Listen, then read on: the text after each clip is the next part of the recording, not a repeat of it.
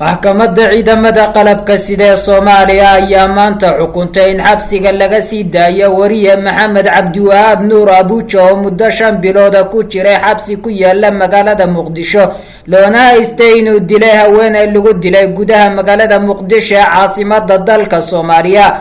gudoomiyaha maxkamadda ciidamada qalabka sida Soomaaliya Xasan Cali Nuur ayaa sheegay in lagu waayay dhammaan beedii loo haystay wariyaha kadibna ay maxkamaddu amar ku bixisay in la sii daayo wariyaha.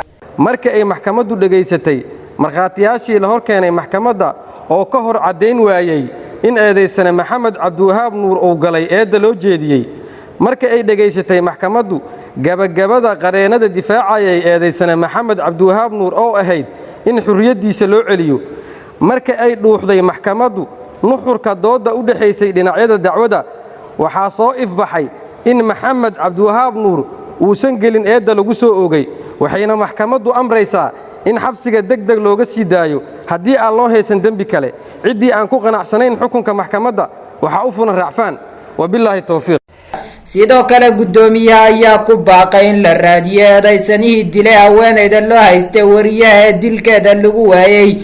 geesta kalena ururada saxaafadda Soomaaliya oo ka hadlay ayaa ku ammaanay habka cadaaladda ee maxkamadda ciidamada qalabka sida Soomaaliya u xukuntay kiiskii loo haystay wariye Abuuja, waxaana yiraahdeen waxaan rabaa inaan ku daro maxkamadda militariga.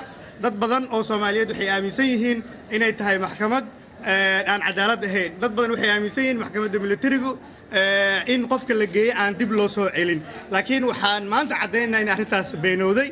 dhageysigii maxkamadda oo markii ugu horeysay dad shacab la ogolaado anigu aan goobjoog u ahay isniintii aan ka qayb galay, sidii aan ka arkay kamaan filaynin in maxkamaddu sidaas ay u shaqeyso. waxay ficnaan lahayd haddii maxkamadaha kalena ay qaabkaas oo kale u shaqeynayaan. Abuuja maanta waa xur, 5 bilood ayuu xirnaa.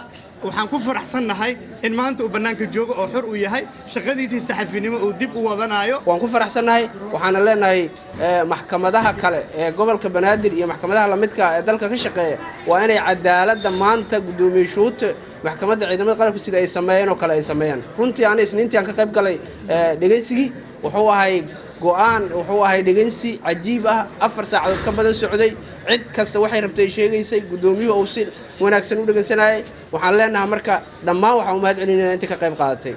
waxaan ku soo koobay hadalkayga xukunkii maanta iridii maxkamadda ciidamada qalabka sida Soomaaliya kaas oo u dhacay si cadaalad ah. waxaan leeyahay aad u mahadsantiin, markasta cadaaladda sareyso mahadsantiin. Faawil Burcaawi, telefishinka caalamiga ee Gobonimo magaalada Hargeysa.